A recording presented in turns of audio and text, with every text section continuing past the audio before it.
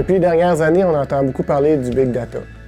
Mais qu'est-ce que ça signifie pour nous dans le domaine industriel? Est-ce que c'est possible de faire un parallèle avec les données opérationnelles? On remarque qu'il n'y a pas une solution one size fits all pour l'utilisation, pour la gestion des données.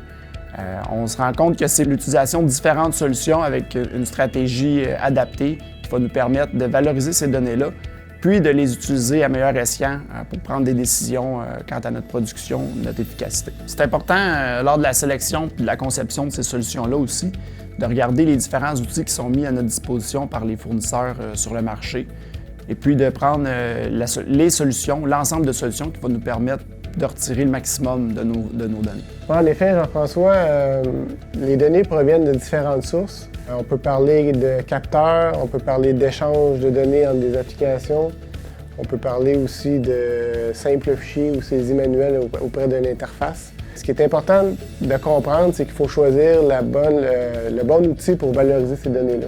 Dans le cas de données en temps réel, ce qui est le plus répandu en industrie, on privilégie l'installation d'un historien de données qui est beaucoup plus performant qu'une base de données relationnelle, disons plus commune, où un historien permet justement de compresser les données. On peut parler aussi d'archivage de données. L'archivage est plus performant parce qu'on tient compte des exceptions et des déviations de la dernière donnée, ce qui est beaucoup plus performant. Puis tout ce qui est temporisation des données aussi. Toutes ces caractéristiques-là permettent d'avoir en fait une meilleure visualisation et des meilleures performances. Au niveau des données applicatives, puis des données, par exemple des données de laboratoire, ce qui est préconisé, c'est l'utilisation d'une base de données relationnelle.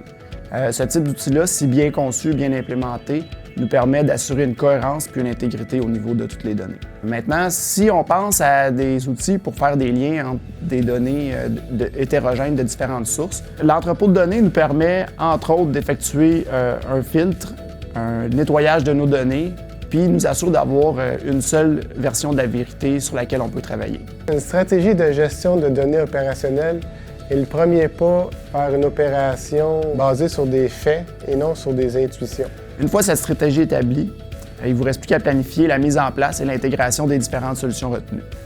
Si vous faites face à ce type de défi, appelez-nous.